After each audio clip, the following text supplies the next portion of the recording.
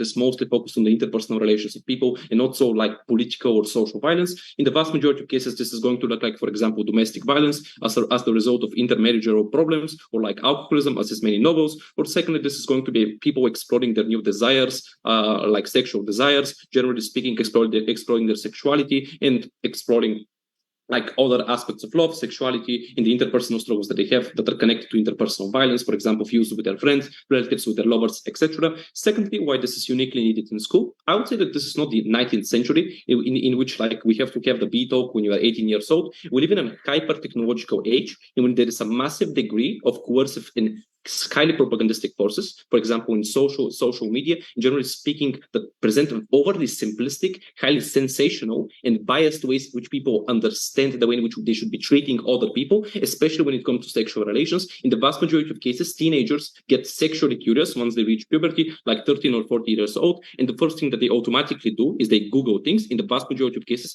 this is why many people are turning to porn, especially in cases in which they don't have people on the ground to explain those things, considering that many of their parents are either highly conservative and religious, believe those topics are taboo. Secondly, they're generally speaking miseducated because they're from the previous generation, and there are a lot of other interpersonal reasons that necessitate this policy from specifically being done. First point, why this is going to be engaging?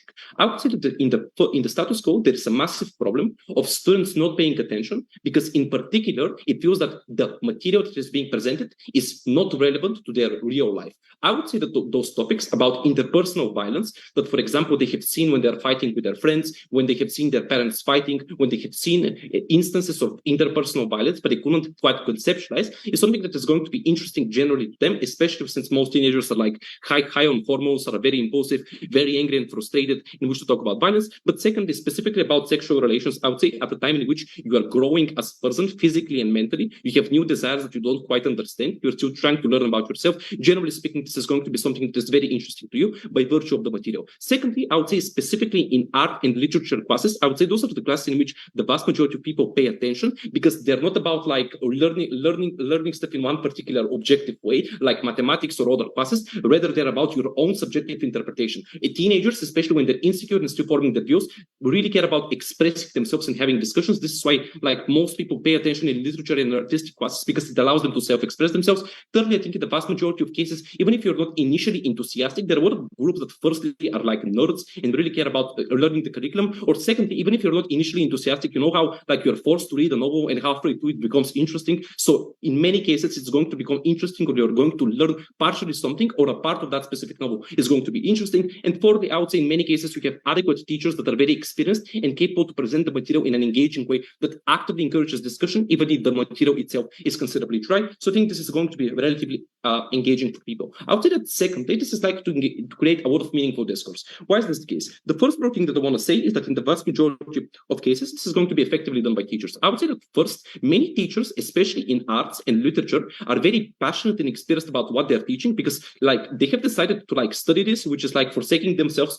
to a life in which they're going to constantly be questioned as to whether or not like their degree has any relevance, their job has any relevance. And generally speaking, they're not being paid a lot, which means that they're highly passionate about expressing things in a good way and teaching children, which means they're more likely to be altruistic and generally speaking to care about presenting the material in a mature and a sensitive way. Secondly, I would say there are like external mechanisms that force them to be good, like trial and error experience, like pedagogy courses and other things that actively teach them how to present to those things. And I would say that secondly, they're going to be having a lot of supervision, and they know that they have to do this in a very like rational way, considering that there is likely to be some considerable degree of controversy by like right-wing groups or other people that are just going to be yelled that this could potentially like infuse the minds of people with radical liberal ideas and so on and so forth, which means there are a lot of incentives for you to do it in a good way. But I would say irrespective of the incentives of teachers, which we say are brought to be rational, sensitive, I think this creates a lot of normalization and an aggregate increase in discourse. That is to say, you are likely, if this happens, to have continuous discussions. Notice, artistic pieces are not just like listened, like exemplified in one particular class and they're moving on.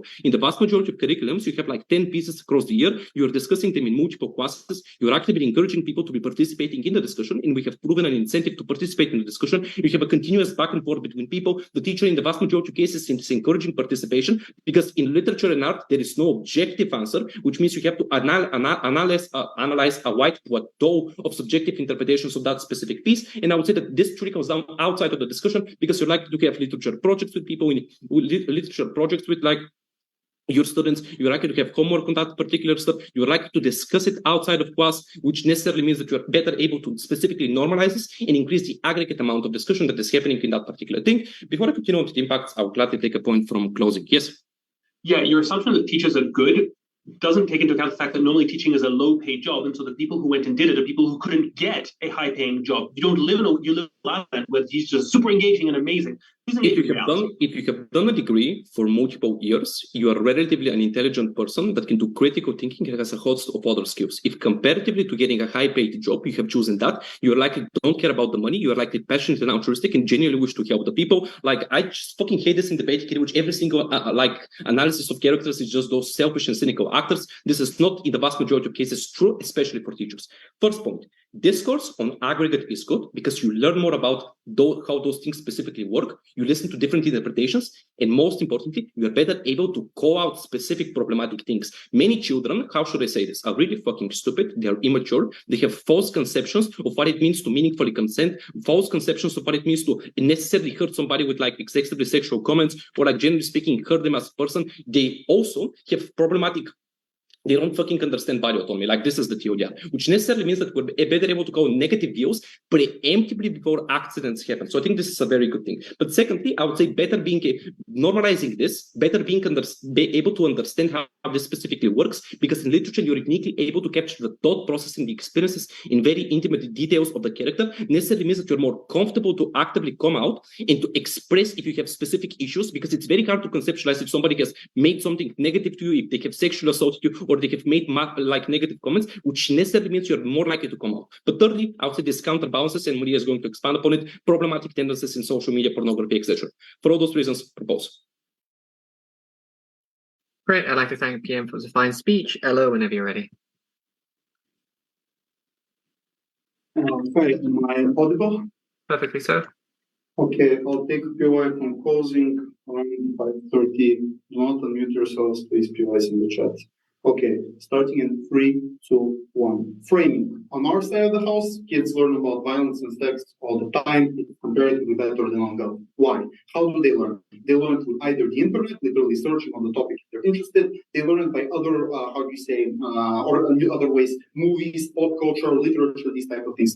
Importantly, a couple of asymmetries. Number one, it is safe because you're learning it on your own. You're literally scanning the internet. You're doing this in a controlled and adequate pace, where you can paste it based upon your own experiences. So if you see an image that's bad, you can opt out of that. You can't opt out in a fucking classroom when you're scared that everyone will, ostracize you, make fun of you, and do these sort of things. Secondly, there are support networks that are uniquely capable of this particular thing. These support networks look like Reddit threads, Facebook groups, where like-minded individuals want to share about the topic and engage in these sort of things. No, these groups, these support networks have self-moderation mechanisms. They want to stop fake news and disinformation in it, but they also want to be as helpful as possible to people, or at least the people who have created them have such things, because they want these groups to exist for longer periods of time. This is why they're uniquely good. So to the extent to which there is fake news, there isn't the case. But thirdly, I would just note, many kids don't care about this shit. Like, I don't know on which world God exists, and do they even know a kid where kids go, oh yes, I really want to be engaged in this type of thing. Like, no, kids do not think of this sort of thing. It's extremely low levels of benefits that come from them engaging in this sort of thing, and most kids will just talk with their friends and talk with their families of doing. So I doubt the necessity. And just one final point about sex. Sex ed exists in most countries, right? You're able to learn about condoms and diseases in most countries, just in case they learn this. This is the reality check. There is both incentive and ability on the government to promote this sort of thing. They don't want STDs. I'll prove you two substantive points. Number one, that the discussion will structurally be bad, and for specific groups of people within the classroom, they will feel negative emotions that otherwise they would never feel. And secondly, your parents will crack down on you. Sorry, Bisere, I'll win backlash and I'll beat you with it with a high margin. Let's get into the discussion.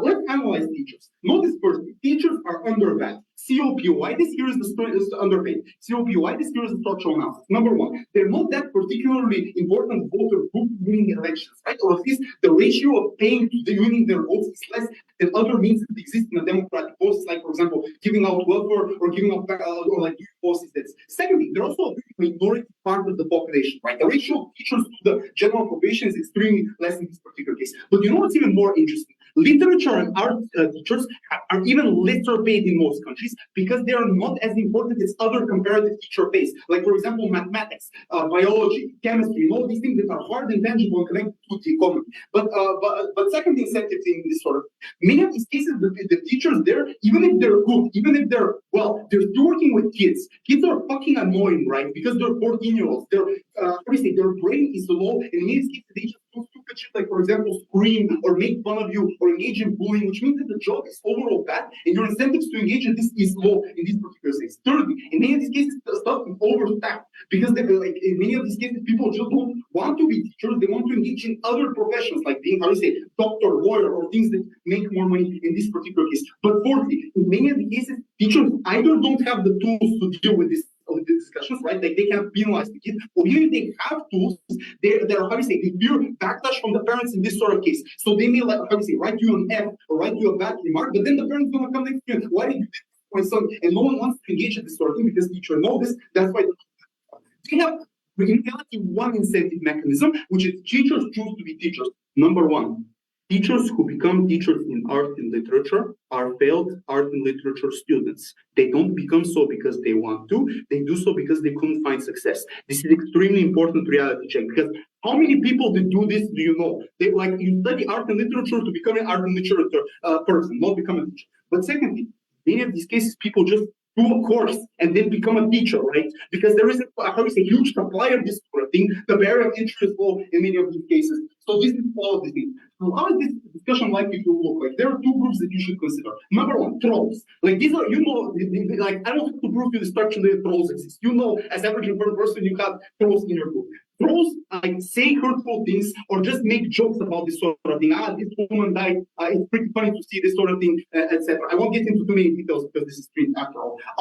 And no, this gives you better capacity to say this sort of thing because now it is normalized for you to talk about these particular things in the course because you're giving them the tools and the instruments to do this sort of thing because it's a point of discussion whether or not someone died or engaged in sexual activity or do this sort of thing. This is extremely problematic because that is, as I explained, teachers cannot control the narrative, so this discussion is likely to be bad. But also, they are fucking kids, right? Like their brains are literally small. They haven't lived that much. So they're likely to say things just because it's funny. They're likely to talk about things in a stupid way because their brains are not that big in this particular case. Who does this harm? And this is the second thing. Hurt kids. These are kids who, for example, went through trauma, who have, for example, have been abused sexually or physically and don't remember it. This could, well, in fact, trigger their trauma in this particular case when it's discussed, but even more so when these particular things happen. But second, also other groups, like for example, girls who tend to be over-sexualized in these discussions, who tend to be made, shown in a bad particular way in this sort of thing. So it's like to hurt people. But third harm in this case is that many people will just out themselves by mistake, right? Because when you discuss things about sexualization and you say something weird like I don't like girls or maybe something that's associated with this, the other kids are able to catch this. This alternatively will not happen when you're not discussing this sort of thing. Before I continue, yes, G. Yeah, Ruben. Yeah. At the age of 15, 16, do you think that these are compulsory subjects? Yes, they are. I don't care whatever you want to run. But basically, the bottom line is there are many people who feel hurt and problematic with this discussion. On comparative, this does not happen when you're engaging the sort of thing, when the line is thick and the teacher can simply say, oh, no, that's an inappropriate joke. We're not talking about this sort of thing. You create, pointless harm for more benefit or benefit that you get on our side of us. Briefly on parents. Notice parents are likely to not crack down their kids for three broad reasons. Firstly, you think that you raised your kid well and they do not opt into sexual or violent things because you raised them up until this moment because people are prideful, they like to think this way. Secondly, the kid can simply lie, right? They could say, yeah, I'm living my life, I'm not engaging in these type of bad things, and you can do this sort of thing. But thirdly, the kid can also delete their online activity, right? So if they're researching violence or sexual stuff, they can simply delete the thing and the parent can't happen. So the parent isn't likely to crack down, but they are likely to crack down on their side of the house. When, for example, they know that this is taught in schools and they have uncertainty to what exactly are they taught. But secondly, other pernicious actors in society, like Ben Shapiro, for example, tell them, they're doing the liberal agenda thing. This is the moment when you're likely to crack down on your kid, likely see what they're looking at, to make their life miserable, abuse them, and all of these bad things. For all these reasons, please oppose this motion. I'd like to thank Ella for this fine speech. EPM whenever you're ready. Hi, I presume you can hear me? Yeah. Amazing.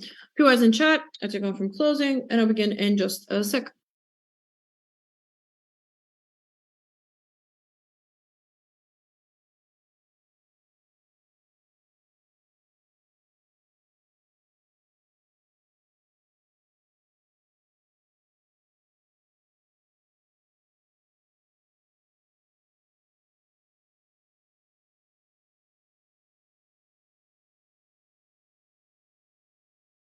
Okay.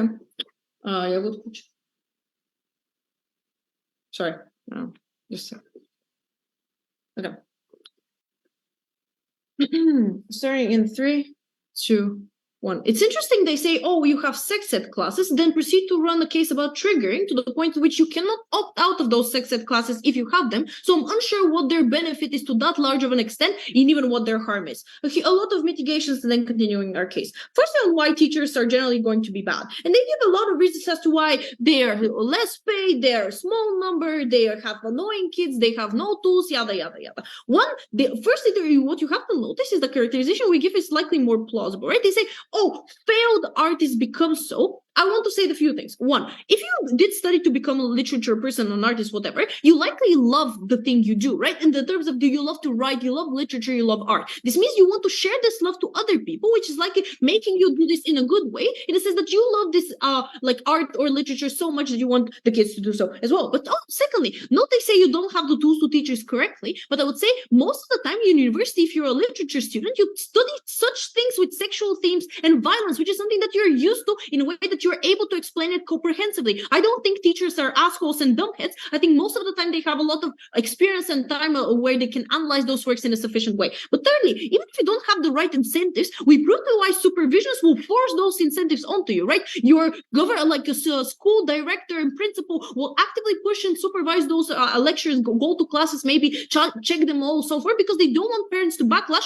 They don't want their funding to stop if they're private school. They don't want people pulling out their students from this class, right? So likely they have all the incentives to do this in a correct way, and most of the time they have almost all the correct tools to do this in a good way. Now, comparatively, let's say the teachers are not as great. Why is this comparatively better than everything else you have on their side of the house? They tell you to have the internet, Reddit, Doom threads, all that stuff, but we prove to why it's likely that those discussions are worse. One, because you opt into the porn industry, which is highly sexualized in the way because it's so scandalous and so attractive to people that people watch it more. The same thing is for movies where they have unrealistic pictures of sex and the personal desires to an extent that they want to appeal to just the more normal person. They don't want to take nuanced takes because they're likely to alienate someone. Schools are always better in this regard because they have an active push to be more objective and more analytical in that regard compared to all the other analysis. But secondly, they say you have a lot of alternatives to learn about this. Sure, I'm unsure why our thing stops their thing from existing, in the sense that I'm unsure why you don't use those things anyways. But I would flip them and say, on our side, you're more likely, if those resources are that good as they claim, to use them more to the point of which this is more normalized. It's more likely that you'll be able to talk to this about with your friends, with the other people with a higher age. I'm unsure why this is a harm on their side of the house. Secondly, though, they say kids are annoying, dumb, and they generally don't understand stuff. No, if you're above 15, 14, whatever, you're like 9th, 10th grade. You're still a normal individual who has lived through almost like 15 years of people relationships, stuff like this. I know they've been in high school like 10 years ago and they're fucking dumb and don't understand how high school works. But most people are becoming to be more mature in the sense that they have more experiences and talk to different people about their experiences. Now, let's presume you are an immature piece of shit. Why is literature the best way for you to explain and understand those concepts in the most normal way? One, literature is especially uniquely more analytical. What does that mean? You actively dive into those themes and you cannot go on surface level. This looks like when you have complicated themes, you can go in depth about explaining them, which makes it more easy for the people to understand what you're talking about, right? Secondly, it's a unique way for you to connect / empathize to people. Why? Because one, literature tends to be very detailed and very well written because for professional authors. This looks like you understanding what are the motivations of someone to do something horrendous such as a sexual offense, or secondly, secondly, to understand what are the actual consequences, to see people grieving, to see the psychological harms, which is something you cannot do in the real world. Why? Because if you're good enough of a person to have never done this, you can never conceptualize those consequences, right? Because you'll never be a woman who has been chased down the street at night. You will never be a woman who has experienced sexual offenses, but you can understand this uniquely from literature because it's the closest thing you have to empathize with people in the most rational way, in the most objective way that is controlled. Now, why is this uniquely better than sex education? One, sex education is very theoretical and very fucking boring. It's done by old ladies that are just hired by the government to do like 1-2 hours of this and generally don't care that much. But second, even if they do, it's just a shorter amount of time. Sex ed is like 2 periods per semester. Literature happens every week. It's just about consistency and making people more comfortable with this concept, even in their best side of the case. Now, thirdly, on what they say, and just generally, you trigger people and they feel uncomfortable. One, as I already pointed in the beginning, I think this is something kind of symmetrical to the point at which they support sex ed classes that are compulsory within schools. So you likely have this to a certain extent, even if it's mitigated. But secondly, I think to a large extent, you have systems to opt out of certain things if it's that severe. Either one, you can talk to your teacher about why this is something that makes you extremely uncomfortable because you don't want to be uncomfortable that much, as opposed to challenging your teacher, saying, can I just maybe not go into the classes? Know that many schools are being more progressive in the extent that are allowing the schools to not talk about triggering things or certain things that are more triggering to you. This is why we, for example, allow people to excuse themselves from motions, right? Because I think most people understand that something as triggering is bad for kids to happen, especially if they're younger. But secondly, I think on the flip side, you actually get more comfort because you see, for example, in the books how the abuser gets its punishment. You see how the character is able to cope with their problems in a way that's more positive, which gives you hope that either you'll be able to deal with this or just generally that you will have some sort of revenge, or not revenge, but justice for the things that have happened to you. Before I continue, closing. What kind of literature is normally taught within school curriculums? You actually have to defend that this is not about sexual things and violence. I think most of the time it's like things about history, about your national identity, or stuff that is generally related to the country. I think it depends. You still have them to a certain extent. I don't know why you want that. Now, let's compare best case scenarios, right? What we prove to you is very simple. I think it's just one, you have more discussions about this, not only among teachers who are just older, have more experience, and are likely to have a better perspective. Secondly, among students, and they say you do this in a bad way in terms of joking and stuff like this. I'm unsure why you don't do this in the status quo. And thirdly, I think what's uniquely good on our side is twofold. One, you just allow people to empathize with people in a unique way, because topics about sexual assault with violence, abuse are uncomfortable, and they themselves claim parents don't want to assume that your kid will ever do this. That's why they never talk to their kids about those stuff, especially, for example, to young boys about how to behave to girls. The unique way for us to be able to fix this, or at least mitigate it to a large extent, is making people go actively analyze in a way that are detached from reality, in terms of not analyzing an actual person that this happened to, which is polarizing, but rather by a fictional character who you can relate to, empathize to, and understand the motivations because of the way that it's written. But secondly, I just think we prove a lot more about why the counterfactual is way worse, and why this counterbalances to the extent that students are more likely to have the better perception of those important topics. Very proud to propose. I'd like to thank the Deputy Prime Minister for the fine speech, and invite DLO to finish off the top half whenever they're ready.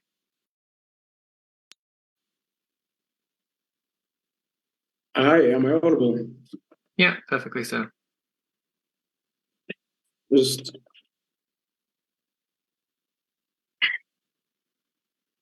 one second.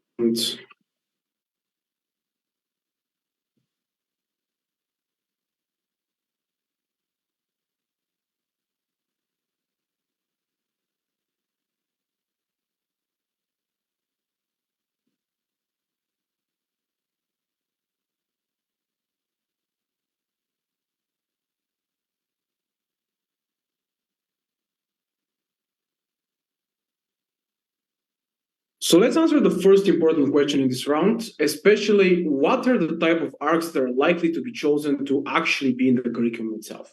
Because let's be clear, like most of the time there is a certain type of body, sometimes like the Ministry of Education in certain countries, or like the government body in the particular state, if you're in the States, and things like that, that kind of apply the government curriculum for any type of classroom all over the country. So why is this important? important? It's important because like this whole motion in its own like requires an active change of the current curriculum and the status quo, which like fires up the whole conversation of like, oh, we are removing this particular piece of art that could have been about like national history, hero, and things like that, and are like putting this particular thing that is like extremely sexual, extremely violent.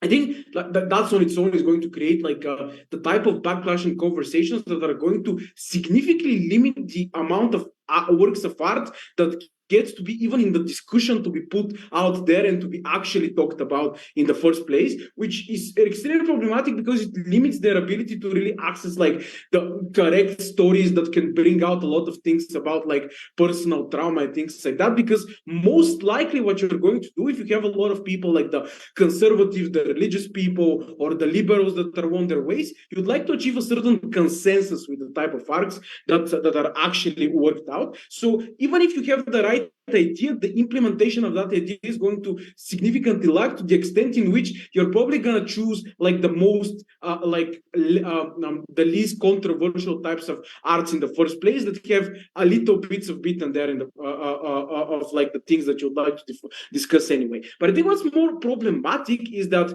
what are people's biases towards literature and things like that? Their biases towards like the greats, the big names. You're less likely to like choose a gay author from the 21st century to be in the school curriculum, which means that most likely the type of works of art, even if like these particular thematics are prevalent in them, are likely to be from somebody who is like from 16th century to 19th century and things like that, because people have authority bias towards these particular big names that they heard when they were in school and when they engaged in literature. And that's very problematic because like 99% of these people are white, straight, male that have like extremely problematic messaging in themselves. So I'm not even sure that like, even if you can agree on a particular consensus, that those particular messages are going to be necessarily very productive in terms of like the actual themes that you're discussing in the classroom in the first place. Like if they say source material is problematic if you go out there and watch movies, I really don't understand what's the distinction between like source material is problematic in books as well. So like the pick and choose, like just imagine yourself, like most people have watched more movies than books, right? If I right now tell you you have to choose one movie with sex and violence in it that you can teach kids and everybody has to agree on that particular movie for it to have good messaging, what type of movie will you actually end up having? I'm really unsure, and it's probably going to be like from the good old days, from the 60s and things like that. So like this whole messaging is really unlikely to gather the benefits that they're trying to achieve even if they have the capabilities to create a good discussion in the first place. I think after that, like the teachers themselves do fear the backlash directly from parents. So if they misstep, they missay something in the classroom, or they go too liberal, they might get a lot of backlash and things like that. And obviously, like when they say, but like they can supervise the classrooms, they have all the incentives to make sure. It basically means like you're micromanaging teachers, which is kind of hard, but it also means that you're likely to like be very restricted towards what teachers can actually talk about in these classrooms, because you as like the top person in the school, like the principal, would like to have as less controversy as possible and as less parents going to you and talking about things. And notice that like most of the time, a lot of the parents who are like most vocal and most radical and go in the news and talk about how the kids are being taught things that are shameful and things like that, are like the most vocal, even if they are in the minority. So like a lot of these things are not going to be like effective conversations in the first place. But I just disregard like this whole concept of teachers being like the passionate bastions of knowledge and things like that. Like after you do something for 10, 20 years and you see that the structural problems that you're overworked, you're working with like 150 students in this week only, it's very hard to have to understand what are specific preference of your students.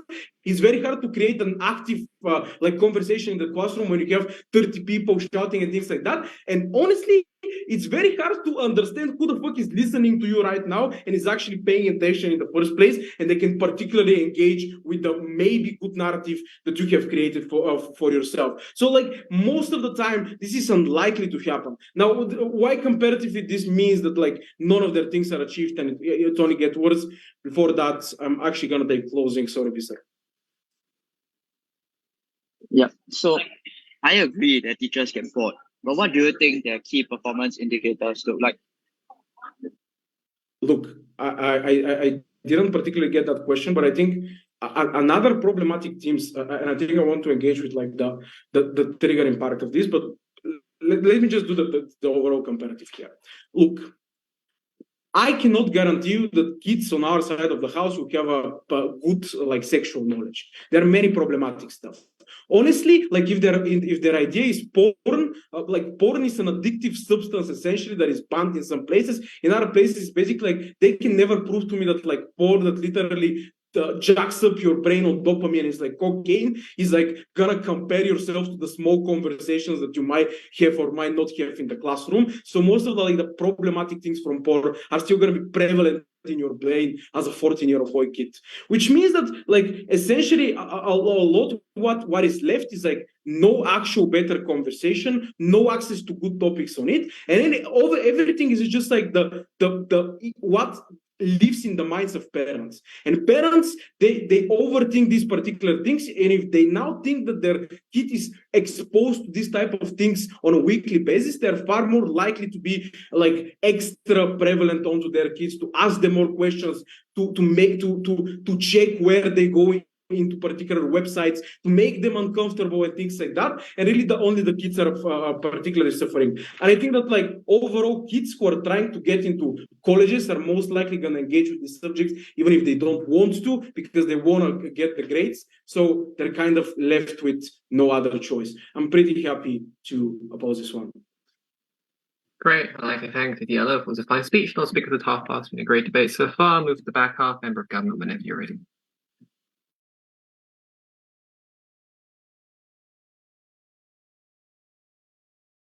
Hi, sorry, just give me a moment. I'll start within the minute.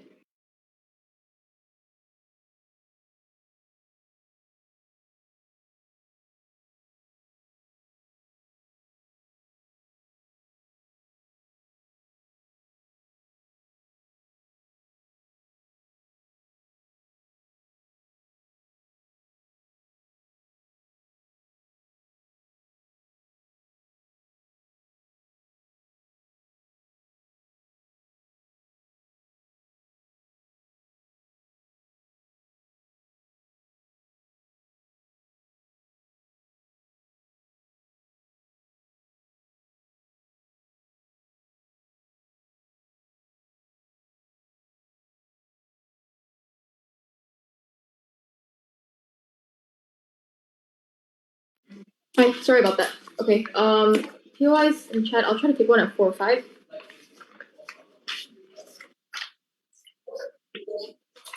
Starting my speech in 3, 2, 1.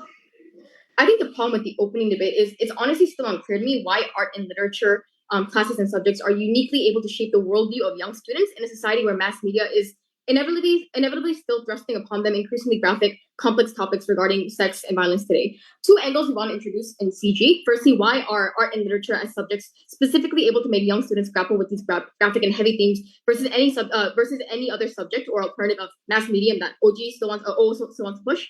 Secondly, why this forces the inclusion of diverse texts and many texts that emphasize experiences of privileged classes, for instance, minorities or working class people who disproportionately are affected by issues of sex and violence in distinct ways. So firstly, just on I think laying out the opening debate, I think OG talks a lot about how you're able to more express yourself as a student, you know more about these things, but I think it's still unclear how does this actually shape a societal worldview. And I think the issue here that it's not just interpersonal relationships that we want kids to know about, but in general how there exists structural violence and also structural mechanisms that make people compel and force people to resort to forms of violence and I guess sexual acts that there are otherwise unable to disassociate from in their status as a disprivileged person, right? I think on OO then, for example, like they seem to acknowledge this context where increasingly we're being bombarded by a lot of mediums concerning like sex and graphic violence in the media, but it's unclear given how kids are still going to be stupid and accessing these mediums on their house, how they're going to actually make them more aware in the absence of a school environment, in a class environment, where the discourse can happen in a more regulated manner in which teachers actually are able to take control,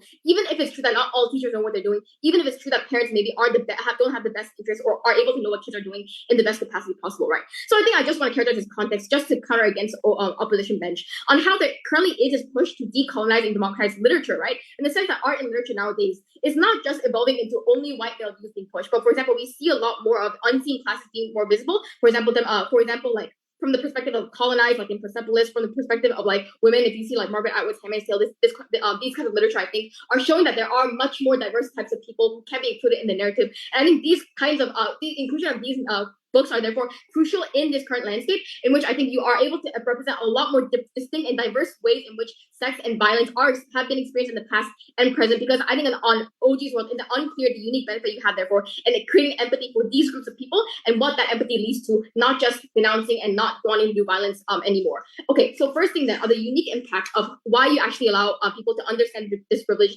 in a unique way. I think what we want to talk about is how, like no other subject, art and literature ask you to step into the shoes of others in order to make sense of the characters and the story, right? You don't just like empathize with them, but you have to understand their backgrounds, interests, and emotions, and how those interests with all the other characters, storylines, and devices being introduced interact, right? This might sound similar to OG because they do run empathy and that you can you think from like a more intersubjective perspective to have feelings, but the difference is the impact, right? In understanding the life of the people depicted in this literature, specifically the disprivileged classes, right? Because a problem in status quo and opposition is that art and literature are seen as fields that are where mostly, I guess, privileged kids are able to enter and study at the highest levels, especially at university, right? As opposed to your STEM subjects. I therefore think the impact on their side is that you focus on a limited range of texts, meaning you don't include the vast array of literature that centers around the most oppressed, disenfranchised classes, because those are the ones who see and feel and experience the most amount of violence and sex in ways that are in which they're painted as deviant and like lowly in most cases, right? That's why on our side, by forcing the inclusion of many different types of texts that are about and from the perspective of these people, like women and racial minorities in class, then you're forced to understand violence and sex from their perspective, right? Versus OG, where the end outcome is to have empathy and denounce violence. Our outcome is this. You understand why violence clouds these people's lives, right? For example, things like this is Warren's profession, where you understand like why from a sex worker's perspective, you are driven to do these kind of things in your life. For example, in One Flew Over the Cuckoo's Nest, right? Why people in mental institutions in the past who were seen as like who were seen as deviant because of being gay or whatnot are increasingly or more likely to be subject to those notions of criminality and deviance, right? How does this happen, right? Because things like exams questions that ask you like, why do you think this author depicted the experience of rape of this character to push a certain message? These are uniquely things that allow us to change and that allow students to force themselves to think about the experience that these people went through and actually just understand why they have to do these things rather than just empathize with them purely, right? What is this the outcome of this then? You break dominant stereotypes and societal tendencies to associate lower class people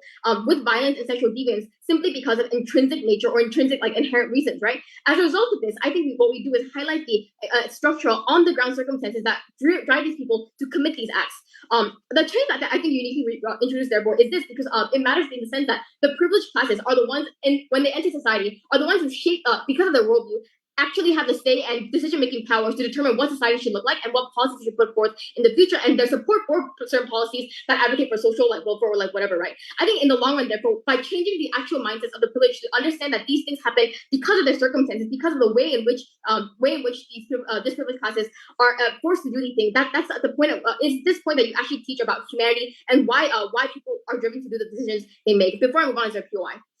Yeah, the only thing that you do is you make some kids feel bad because your argument is contingent on the effectiveness of this teaching. We've given you 5 structural reasons why you are not effective in this. Will you please engage with them?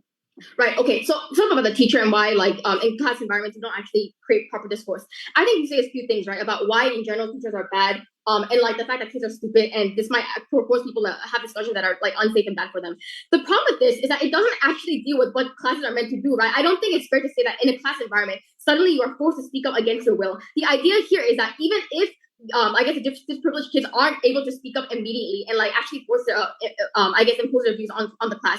The idea is that the questions that are introduced, the themes that are introduced, are things that actually grapple you and force you to understand the ways in which disadvantaged people interact on the ground, right? I think therefore the unique benefit is that is not to say that these people are very static at the end of the day and just make them feel empathy, but this empathy engenders a sort of consciousness, right? A unique sort of a notion that this is the way society is, and that there actually is a sense of injustice, and therefore the reason why they resort to this is fundamentally because of structural reasons on the ground. I think in response to stuff about like why teachers and parents can be useless, I think this actually doesn't respond to the bulk of the stuff that's introduced about on your side, how mass media is still impacting these kids in nefarious ways, right? Because the fact of the matter is, if people aren't reading about this in their literature and art and text and discussing it in class, it's still happening on social media, right? In pernicious ways. You still see kids going online talking about sex and violence in ways that are unregulated. You still see kids going online and watching videos that don't actually tell them that don't actually guide them through a safer process of how these things actually happen and why these structural issues manifest on the ground. I think on our side, uniquely, what you have is because you have a structured curriculum in which the course guide allows you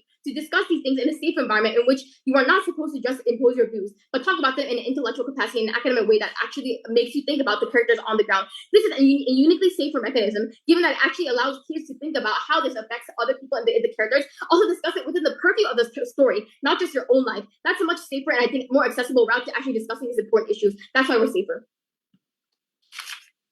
Right, I'd like to thank Member of Government for the fine speech and invite Member of Opposition to begin the case for closing opposition whenever they're ready.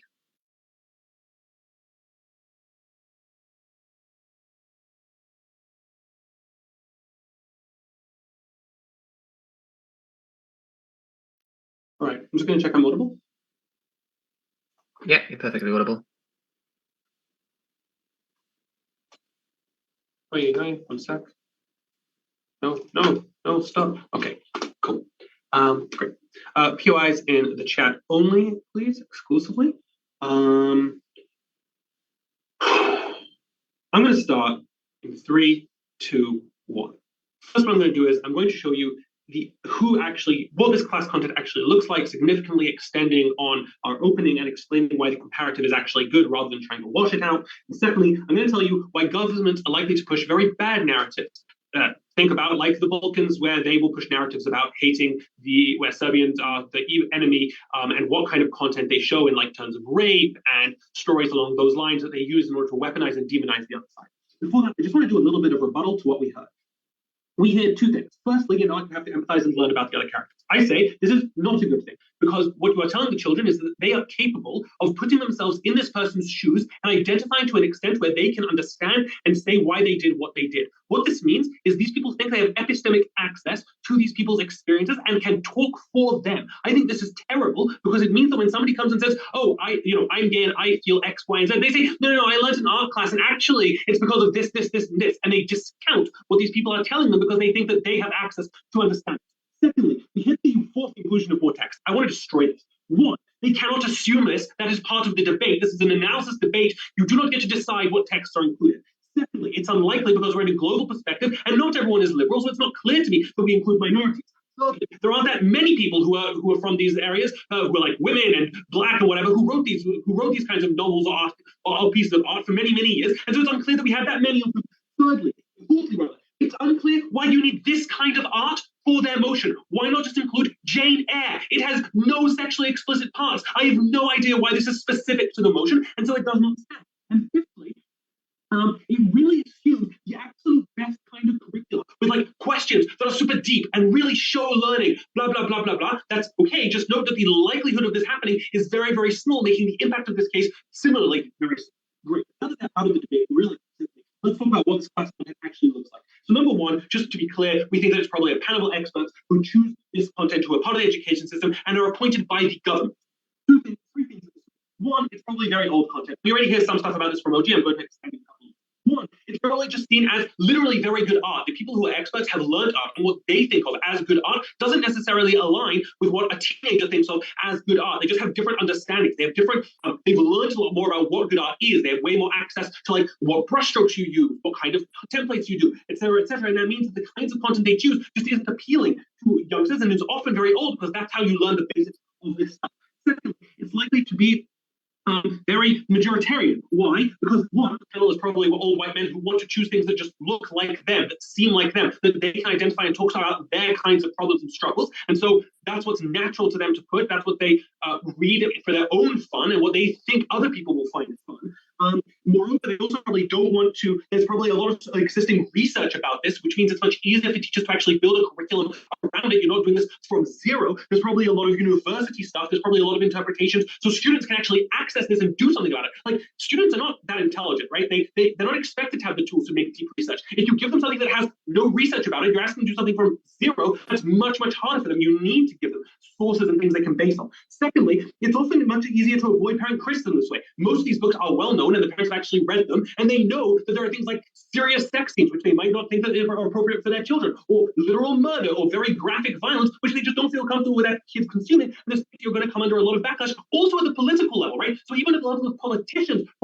don't want this to happen and put pressure on the experts. Thirdly, government narrative. Listen, the government teaches you history in a very specific way, and it chooses what kind of historical figures you learn about and what kind of artists you learn about in order to maximize its benefit. They want to create a common narrative. They want to reduce criticism of themselves. They want to create similar ideals and things like that. Notice they control the education system. They appoint the experts. They decide how much money is invested in different curricula. They fire head principals and teachers who don't teach what they want. And so they have coercive power over the whole rest of the system. What does this mean? One, it means that art is probably taught in a boring and unappealing, unrepresentative fashion that is actively harmful. Why? A, it makes minorities feel non-existent. When you don't see yourself in any of these books, because most old books don't have Black people, or most of the art doesn't have women, means you don't feel like you matter or exist, and you feel like you might not have. Secondly, people just think art is boring and not fun, and people miss out on the pleasure of being able to go and learn art afterwards or enjoy it afterwards. And I think that is terrible. Thirdly, it also does things, notice why this is more important than what we heard about teachers. One, as governments say, literature is very compelling. This is obviously much more compelling, who oftentimes probably isn't going to be that good at teaching. Secondly, teachers are often just seen as uncool and irrelevant, like this La La Land where, oh, everyone wants to be like that. Teachers just doesn't stand up to the face of reality. Thirdly, obviously, when you have to read this, doesn't mean that it does not equal I listen in class. Plenty of people go to class and don't listen to anything they actually hear in class. So it's unclear why the discourse in class or the teachers ever reaches them. Fourthly, kids probably intentionally engage in bad faith because either they want to identify with the side of the baddie because they're horrible teenagers, or they just enjoy thinking that they enjoy being anti, like a lot of goth kids do, or whatever. I don't know, whatever kids do nowadays. So this means this is much more compelling than, are the teachers good or not good, because we don't assume that the students are going to necessarily engage in class or engage in good ways. They just have to read the subject material, and that they're likely to do in order to pass. Now, before I continue, I'll talk about how the government cares about bad narratives. I'll take the POI from over there.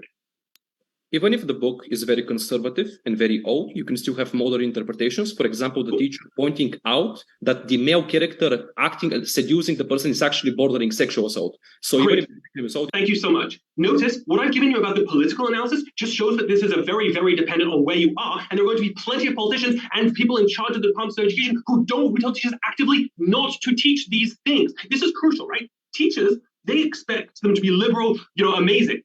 Donald Trump was in charge of the White House for 4 years. I don't think that that's what his head of education was telling his teachers to teach. And more than that, I think that, that's not even talking about literally most of the world where this has to take place. We're not just talking about Western Europe here, guys. I'm sorry.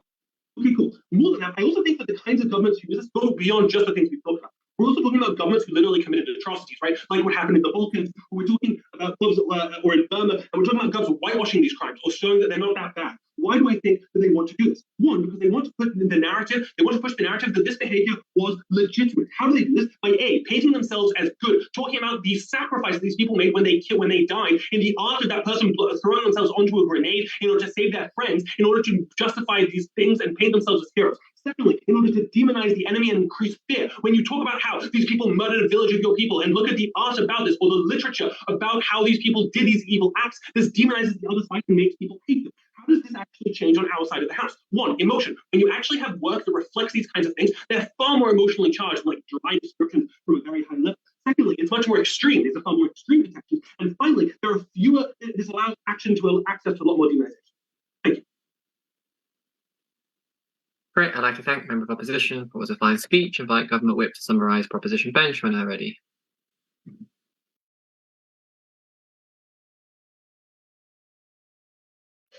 Right, hi, hear me?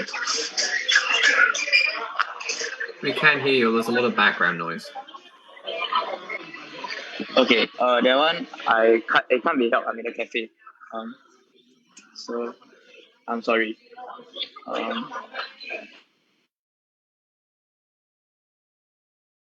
Sorry.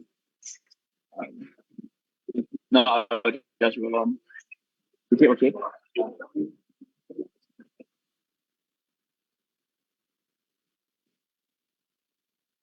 Yeah, can is kind of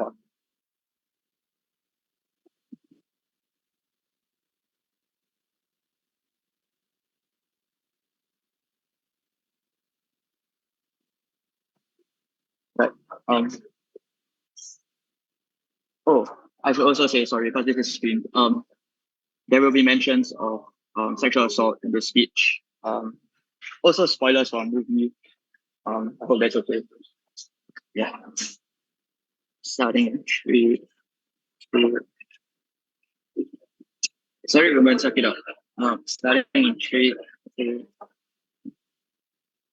So in one of my classes, we were asked to watch Saturday Night Fever, which, to my huge surprise, included a graphic depiction on screen of a sexual assault. That's a broader move of the pain of these privileged individuals trying to make it in the world. The wrongness of rape, but also the pain that the rapists endured and the way in which sex was used as a means to oppress individuals, the way in which individuals in that society struggled against the backdrop of violence and committed violence, sometimes through no fault of their own. What Amy explained in that speech was that empathy is critical to understanding lives that are distinct from our own, given the reality that sex and violence are central part of the world that we live in, even if they are not central part of the world that individual students live in because of their privilege. The first question I want to ask is how you weigh the issue of not being violent. OG say there is empathy coming from literature, but it's unclear what they do, what this empathy does that is different from everything else. Because moral education, the way we talk about crime in society, also says look at the victim. When you bully somebody in school, we say look at the victim and think from their perspective. So in that regard of policing behavior, everything that OG do can be done by a half-decent sexuality education class, which OO is right to say there is a strong incentive to create. That means that to me, opening government has no real difference within this debate. What about OO? First, I think Yellow doesn't deal with the correct rebuttal from TPM that says that all of women's speech probably happens in the average sex education class in their context. But the reality is that teachers have base KPI that can cost their jobs or cost their promotions. Things like when parents of traumatized kids or girls complain to the school and get the teacher into a disciplinary action case. All of these things already create incentives to avoid that scenario. But finally, I want to note, actually very few jurisdictions mandate literature and art beyond the age of 14 because they are meant to specialize, but also because of OO's arguments that most people don't value art literature and art. So that's why it's highly unlikely that the people within this class are a self-selected group that therefore is more likely to engage in a reasonable manner. What this means is that probabilistically, everything in opening has one, other ways to achieve this, or two, is going to happen for other reasons. Art and literature classes are not primary to everything that is talked about in the opening house. Before I move on, Ruman. But I don't understand what is the impact of you knowing what is the narrative around the perpetrator or victim, but I know what is the impact of you getting a shock or your parents cracking down on you.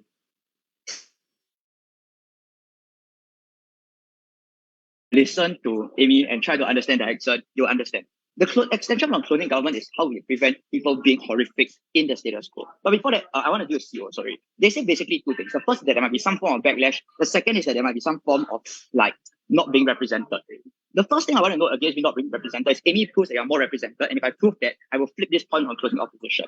But second, on backlash. The first question I want to ask is whether there is really backlash. Because one, opening opposition gives analysis for why parents are not really on the ball in this regard. But if that's true, means that it's unlikely that this backlash happens for literature as well. But secondly, note that creationist science, for example, is something that has high degrees of support within certain parts of America. Presumably, they wouldn't support teaching creationist science. But finally, if political backlash is that strong in this particular area, presumably a lot of this is likely to be reversed, right? These policies will be reversed. The difference is that often people have been hugely reluctant to even try because of the fear of the conservative silent minority. So that means that there is a potential for not having backlash that is lost. there is no harm to the backlash that is that significant or that weighs out against us. In comparison, it is possible that we cannot have this backlash. So this is the argument that weighs very poorly within the debate. Finally, on demonization. Look, if it's that propagandist and there's an incentive to be propagandistic, it is likely that examples of this violence are taught anyway in other classes like history. So again, it's very unclear what it has to do with literature. But secondly, clearly I don't have to teach the worst versions of like Nazi art, for example, that are likely to turn into the worst like blowback or the most counterproductive example. So I think that was a very, very contextually specific and bizarre opposition phase. We told you that we prevent people from being horrific, and that was important. There are two challenges that we get from this from OO. The first is that teachers are bad. Look, exams and syllabus guides force teachers to teach in a way that is empathetic, right? Questions like, why did the writer portray X in this particular way, or how did they portray this? Force their empathy even if you don't want to. Teachers that want promotion and KPI are likely to do this and to try to teach to the best of their ability. Syllabus guides are likely to exist that mean that teachers can just repeat it and that still create some form of benefits. Kids want to do well on exams because they know that it's their future, and therefore they're likely to get help from better students. They're likely to read spark notes. And even if you're just parroting in the exam, that forces you to internalize and memorize these particular angles that already forces more empathy than you otherwise would have. So just because teachers are shit doesn't mean we don't get our benefits. Then they say texts are going to be white. Here are 4 reasons why that's not true. 1, many countries use internationally recognized curricula like IB or A-level because that makes it easier for their kids to succeed. These are the institutions in Western countries, HQ, and then after that, like disseminate across the world that create this change. Second, often literature departments or literature curriculum departments are more progressive because arts departments tend to be more progressive, because to get there you have to empathize with a lot of people in order to get that degrees. So it's likely that they are more likely to decolonize. Third, writers might withdraw their consent, or writers and literary communities criticize the curriculum to a point that it appears out of touch, which means that the blowback from that community forces them to include these texts. 4, you want to take the lead from the top global unis to be competitive. Like if Oxford is teaching decolonized curricula, and if you only teach a particular group of curricula of books that are white, that makes your students less competitive for entry, because you want students to get there, because that helps you when they come back from, like, with that knowledge, for example. There's an incentive to therefore diversify your text. The impact is huge because it breaks the elitist assumptions that sexual deviance and violence are bad, that currently are used to demonize the less privileged.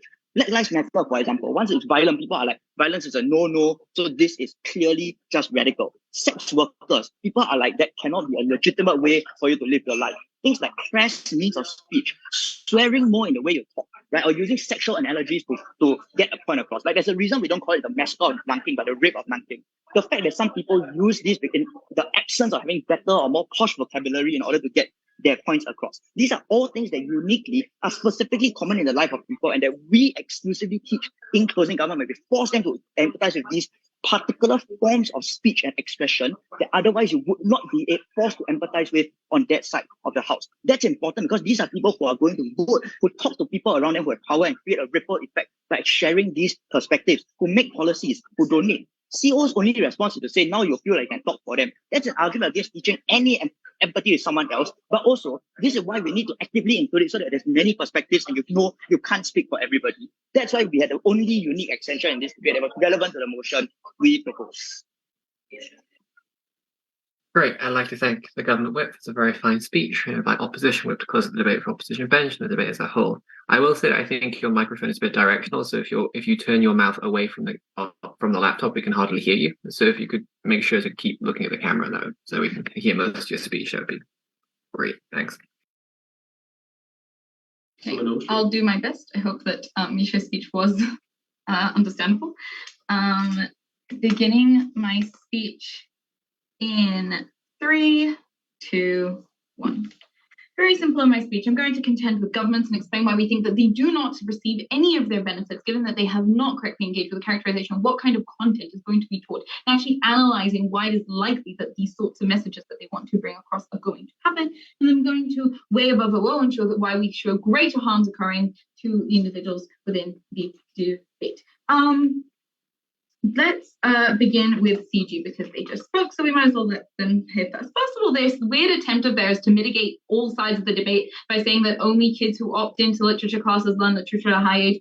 I don't know why this benefits them significantly, but in any case, if they're trying to say that these are kids who really want to engage, note that given that states often use literature and art classes as a way of pushing agendas, of teaching students to adopt specific mentalities that they want those students to adopt when they become citizens of the country, it's very likely that most states would encourage kids to learn these subjects all the way up until they turn 18, in the same way that happens in the country that we live, that happens in many, many countries as far as I know. Now, another thing is that, but note that another thing that states definitely will not do is try and put in content of things that they themselves do not support or encourage. It is very unlikely that within, I don't know, Ireland, suddenly they are going to be teaching stories about how abortion is absolutely fine. Why? Because there's just no government incentive to make this a curriculum. There is no government incentive to encourage teachers to teach curriculum in this manner. And it's very, very unlikely. To the same extent, it's very unlikely that they are going to push a hyper-representation of certain groups. The reality is that this isn't what most governments push as their agendas. It is not what the majority of the political opinion of the world is, and not what is demanded of curriculums. The only way that they can get away with hiding anything that they're teaching is by teaching very old content that no one has heard of, no one knows what's within it. So when the kid says, oh, we're learning this book in class, the parents are less likely to notice what this means. But even then, still the government is likely to push whatever they like. So this is likely to be very old content. So to begin with, not suiting with modern values in any way whatsoever, and matching the values of just people a lot older and with different worldviews than the majority of the students, or what we would hope the students would be able to learn. Now, at that point, we think that just both government teams lose nearly all of their impacts because they both totally assert this content being art and literature with positive messages and liberal ideas. And Isha engages with this and disproves it, showing both the state incentives and the type of content that is easily taught because it is available, because there is an existing curriculum about it from academics and things like that. With his many, many mechanisms, he shows it's likely this is going to be old, irrelevant, and non-representative. At this point, teaching this material is not only not helpful, it is actively harmful content. Now, OG claimed that oh no, porn is the comparative. People are going to go to the TV and internet, and this is really, really bad. Here's why we think that they are just wrong in this negative impact that they try to show of this comparative being so bad. First off, note that modern content that is created, such as TV or film, is open to modern values and criticism, specifically dictated by the young demographic, because that is the most financially viable demographic for things like TV shows. And so they're the ones who dictate the values a lot more than the older demographic, as opposed to within school curriculums where it's mostly controlled by people who are relatively older. Second, note that the vast majority of this content that is consumed within the world is Western content made in the US and Britain and France to some extent. This means that all of these really beautiful liberal values that Gov are trying to achieve happens way more within this content world, because those are the societies in which those are the predominant values that are being pushed into this content and are likely to be represented. This is when you're likely to see these values and identify with them. But this content is way more relatable for these individuals because it is more relevant to their lives. This means that when the comment is making some sort of value commentary about their lives, they're going to think this is relevant. They're going to apply it correctly. If the content is showing a scene in which a girl was pushed into having sex and showing that this was very, very negative, this all seems very, very realistic. And so it's a lot more likely that the kid is going to actually internalize these values and learn from it. But we think that when they're trying to learn the values from their school, it's likely they internalize the values wrong because they do not know how to cross-apply them into their world in an accurate manner. Lastly, we think that, at the end of the day, this content is just so much better for the kids to consume. Also, note they get to control what content they are consuming. This means that if you're a young gay individual that wants to understand what it is to be gay within the world and understand when you're seeking out your own sexual content, that is when you see shows like Looking and you learn about these experiences and you see that it gets better. These are the sorts of things you're just never going to get from the school. The alternative is way, way better. Now, what do we think that we add to the debate above? But before I do that, yes, OG. If people who create those curriculum have such bad incentives, they will do so with history, where you talk about roles, with geography or any other sorts of literature. Your harm is symmetrical. Our benefit can occur in some instances, and this is beneficial at least. Yes, I agree with you. They do this in all realms of education that they control. But right now, they're not educating the kids with literature about their sexual lives and about violence and teaching them what their standards should be for these areas. So we would rather leave that. Basically, I want the state to intervene with how kids view the world and how they interact with other people as little as possible, because yes, I believe the state has bad incentives. That is the case. Well understood. Now, why do we think that this stuff about this actively bad content is more important than the teachers? Because you already explained to you that we think that kids are just going to engage with this content a lot more because they're actually forced to engage with this content as opposed to with the teachers. And also this content is inherently going to be way more compelling because it is written by a professional who's very good at writing art that makes you empathize and want to understand and identify with these values, as opposed to the teacher who is probably a failed writer and not very good at being compelling and making these things as sympathetic. But note that when we show this bad content, as opposed to, we also try to argue this because we actually impact it to showing how kids are going to, from this content, internalize and learn how to behave and how to interact with the world. So beyond showing that just dogs don't achieve their impacts, which we show that this is worse because they are going to adopt from these very old-fashioned novels things like bad ideas of consent, positive views of male violence as being heroic and handsome and attractive, as opposed to negative, or they're going to, or ideas that women should be chaste and they should not be wanting sex, and that they should be, and men are supposed to chase them in order to have sex with them. These are the sorts of values that are exposed in this content that the kids are going to be learning and are a lot more likely to internalize. And above this case of kids being able to opt out from triggering content, just think that given that kids still have discussions in the schoolyard where they're embarrassed to not talk about this stuff, where these things still come up in sex ed class, these kids are still going to have these situations in which they have to discuss sex. But what's critical to us is that we want them to be discussing sex with content that is relevant to their age and expresses the correct values. Please oppose. Great. I'd like to thank Closing Opposition Whip. It was a very fine speech, and all speakers. It's been a great debate. This is another closed round, so feel free to approach me, anyone on the panel, after the break for feedback if you wish it. I enjoy writing it. Yeah. See ya.